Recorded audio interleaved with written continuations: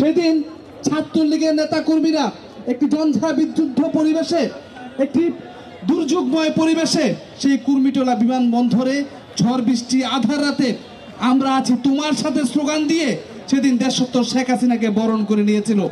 যাদের পিতার কন্যা দেশসত্তর শেখ হাসিনা, তিনি দেশে এসে হানাদারের রক্তচক্ষুকে উপেক্ষা করে তিনি দেশ গঠনের কাজে তিনি নিয়োজিত হন। আপনারা জানেন ৭৫-এর ১৫ই আগস্টের পরে এই জাতি অবদমিত হচ্ছিল ক্রমাগত পশ্চাৎ দিকে। জাতির পিতার কন্যা বাংলাদেশের প্রতিটি প্রান্তরে তিনি ছুটে চলেন। তিনি দেখেন বাংলাদেশের নানা প্রান্তে যেখানে রাস্তা নাই, বিদ্যুৎ নাই, ঘাট নেই, বিশ্রামের অবকাশ নেই, সেসব জায়গায় তিনি নিজ হাতে ঘুরেন এবং সেখানে বসে তিনি আজকের আমরা যে স্বাধীন সার্বভৌম বাংলাদেশের অবস্থা দেখছি সে অবস্থার পরিকল্পনা করেন।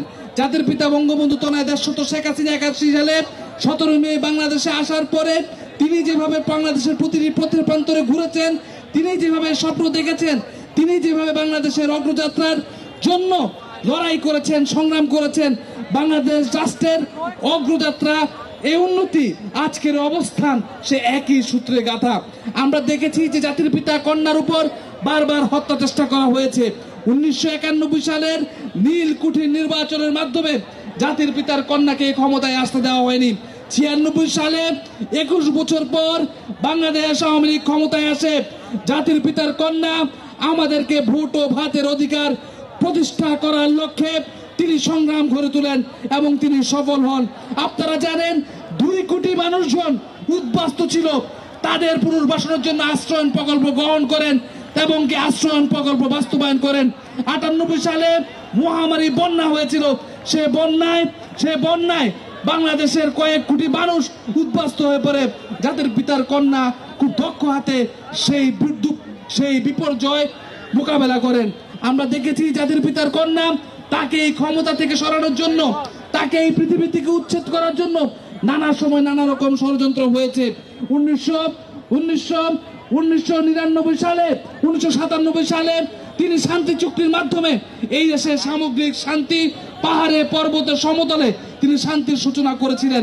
২০০১ সালে সেই ঘসিটি বেগমদের ষড়যন্ত্রে, নীলকুঠির ষড়যন্ত্রে আবারও জাতির পিতার কন্যাকে পরাজিত হতে হয়।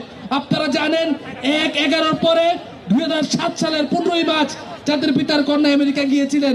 তাকে বিদেশে পুনর্বাসিত করার ষড়যন্ত্র করা হয়েছিল, কিন্তু জাতির পিতার কন্যা সকল বাধা উপেক্ষা করে ২০০৭ সালের ১৫ই মার্চ ৭ই মে এই বাংলাদেশে তিনি ফিরে আসেন।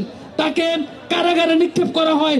৩৩১টি দিন জাতির পিতার কন্যা কারাগারে থাকেন, কিন্তু তিনি কারাগারে তার থাকার প্রতিটি মুহূর্ত তিনি বাংলাদেশের মানুষের জন্য উৎসর্গ করেছেন।